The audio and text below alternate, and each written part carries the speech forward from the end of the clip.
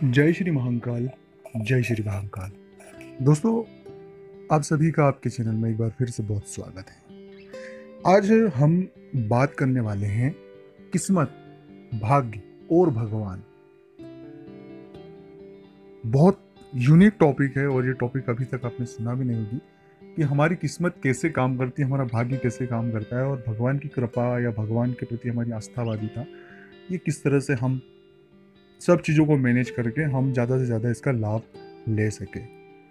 क्योंकि हर एक व्यक्ति को ये लगता है कि मैं बहुत भाग्यशाली हूँ, और लगना भी चाहिए क्योंकि आप इस संसार में जन्मे हैं। तो इस वीडियो को आप पूरा देखिए अंत तक, ताकि चीज़ें बहुत सी क्लियर हो पाए और आप किस्मत के रिलेटेड जितने उपाय हैं, किस्मत के रिलेटेड जितनी चीज़ें हैं, क्यों साथ नहीं देती किस्मत के, क्यों हमारे पक्ष में नहीं है, जितनी भी चीज़ें आपने अभी तक जो भी मन में हो, सभी का जवाब इस वीडियो के माध्यम से आपको मिल जाएगा। उससे पहले एक निवेदन है कि अगर अभी तक आप इस चैनल से जुड़े नहीं हैं तो प्लीज़ चैनल को सब्सक्राइब करें और वीडियो को ज़रूर लाइक करें।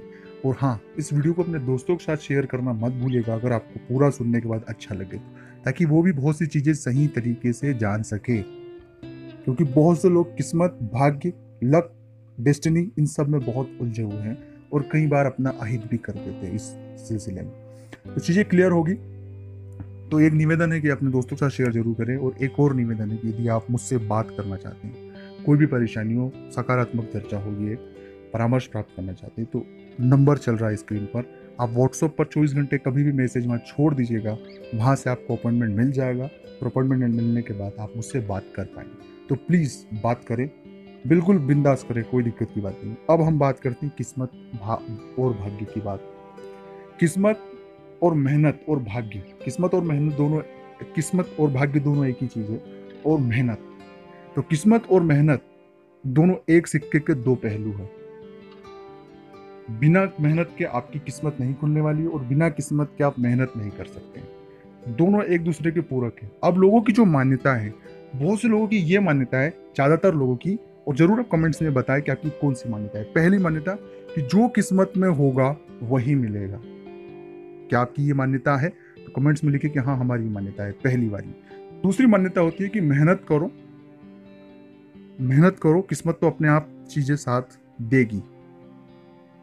दूसरा ये ज्यादातर लोगों का सोच होता है। दो अगर आपकी ये सोच है तो ये भी आप कमेंट में लिखिए। अब हम बात ये करेंगे कि किस्मत और मेहनत दोनों एक सिक्के के पहलू है, दोनों एक दूसरे के पूरक है। बिना किस्मत के मेहनत नहीं, और मेहनत के बिना किस्मत नहीं है। अब रही बात भाग्य उदय और भाग्य में जो चीजों का हो पाना से, जैसे राजयोग एक एग्जांपल है। बहुत से लोगों को राजयोग के बारे में चीजें सुनना चाहते हैं कि राजयोग क्या है। राजयोग का सीधा सा मतलब है थोड़ी मेहनत में, थोड़ी मेहनत में बहुत सी चीज पाना, जिसके लिए बहुत सारे लोग बहुत मेहनत करते हैं। तो ये भाग्य और राजयोग जो जो जिन चीजों को हम एनालिसिस करते हैं, राजयोग का मतलब ये नहीं कि आप राजा के जैसा काम काज या पाठ करेंगे। राजयोग का सीधा सा अर्थ है कि छोटी सी मेहनत में, थोड़ी सी मेहनत में आपको अच्छा फल मिलना, जो आपकी उम्मीदों से ज्यादा हो। सीधा सा बेसिक सा फंडा है। अब समझ गई ये जो जो चीजें, ये क्लियर आपकी हो गई होगी। अब हम मेन जो बात है कि किस्मत जो है वो कर्मों पर डिपेंड होती है, ये बात मानते हैं। हमारी मेथोलॉजी और हम जो चीजें हैं वो पूर्व जन्म के कर्मों को भी मान्यता देते हैं कि पूर्व जन्म के जो प्रारब्ध में किए गए कर्मों से ही हमारी आज की किस्मत डिसाइड होती है और उस चीजों का हमें फल मिलता है। लेकिन इन सभी चीजों में सबसे महत्वपूर्ण कॉमन चीज है कि चाहे आप मेहनत करें या न करें, या किस्मत के भरोसे रहें या ना रहें, उसमें ईश्वरी स्मरण और ईश्वरी जाप, ये दोनों महत्वपूर्ण है। आप फिर से समझ लीजिए इस बात को। मेहनत, किस्मत और ईश्वर का जप और ईश्वर का स्मरण, ये तीनों अलग त्रिकोण है। पूरे त्रिकोण में एक अलग अलग है। आप दो छोरों को तो पकड़ के रखे हैं, सबसे ज्यादा लोगों ने वो जो ऊपर का त्रिकोण जो है किस्मत, उसको बहुत मजबूती से पकड़ कर रखे हैं। और बहुत कम लोग हैं आप जैसे जिन्होंने मेहनत का त्रिकोण की मेहनत करें, किस्मत साथ होगा। और बहुत से लोगों ने ईश्वर की कृपा और ईश्वर का स्मरण जप और उसको खुद को उसके हवाले कर देना।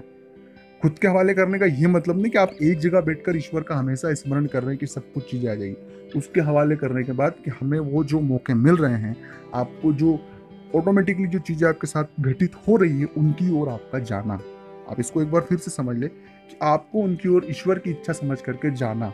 कई बार आपको चीजें दिखती है, सकारात्मक होती भी है, लेकिन आपके अंदर जो किस्मत मेहनत का जो द्वंद्व होता है उस वजह से आप उसे छोड़ देते हैं, बल्कि वो ईश्वर की इच्छा थी कि आप इधर आपको जाना चाहिए, क्योंकि कर्म जो है वो आपके हाथों में है। एक बात फिर से समझ ले कि कर्म आपके हाथों में है, फल उस ईश्वर के हाथों में है। और किस्मत फल अर्थात सीधी सी बात है कि वो ईश्वर की ही किस्मत जो है, हम भगवान ने जो डिसाइड किया है, डिसाइड सीधा सा अर्थ है कि जो आपने कर्म किया है उस हिसाब से आपको फल मिलेगा, और उसे ही भाग्य या लोग कर उसे ही किस्मत कह देते हैं। इसमें उलझे नहीं, क्योंकि इसमें उलझेंगे तो और उलझते जाएंगे।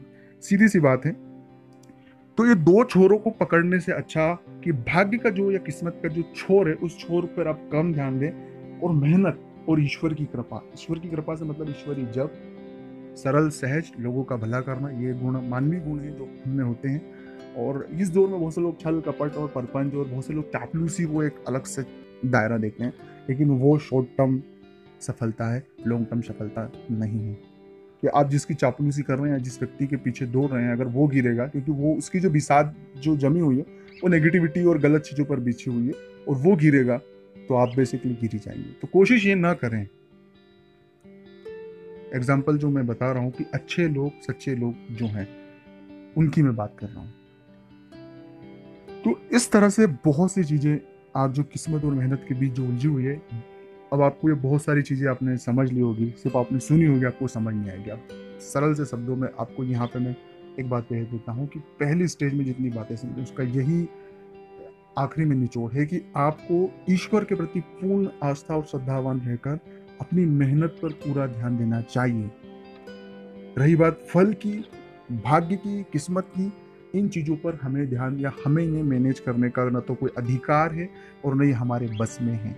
हमारे पास दो चीज़ें हैं, कर्म और ईश्वर की भक्ति, ईश्वर का स्मरण जप, ये दो चीज़ें हैं हमारे हाथ में। और जो व्यक्ति इन दोनों चीज़ों को बखूबी तरीके से पूरी ईमानदारी से निभाता है, फिर वो किस्मत भाग्य इनकी चिंता है वो नहीं करता है, क्योंकि उसे चीज़ें स्वतः ही मिलती रहती है। और भाग्य किस्मत कर्म सभी नश्वर भी है, अंत में ये बात भी सुनिए। इसलिए मस्तिष्क पर असफलताओं का इतना भी चीज़ों को न लेके हम असफल हो गए तो हो गए, ठीक है, फिर से कोशिश करेंगे। और अधिकतर लोग किस्मत पर जो त्रिकोण है उस किस्मत पर बहुत ज़्यादा टिके रहते हैं। भगवान का स्मरण छोड़ दीजिए, मेहनत छोड़ दीजिए। मेहनत भी वो सिर्फ औपचारिकता पूर्ति मेहनत पर विश्वास रखने वाली बात होती है, और फिर वो चाहते हैं कि हमें सफलता उस लेवल की मिले जो संभावनाएं बहुत कम है।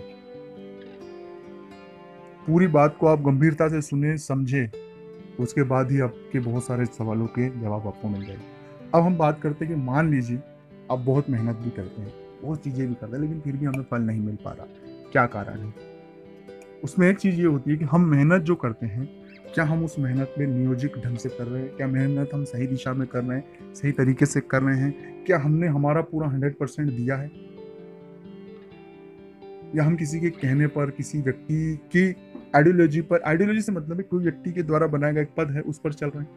क्योंकि ये जो दौर है और ये युग है, ये नवाचार का युग है, कलयुग है दोस्तों। ये हर नई चीज जो है वो लोगों को अट्रैक्ट करती है। इसलिए अगर आप जो मेहनत कर रहे हो उसमें नयाचार, नवाचार, कुछ भी नया होना जरूरी है।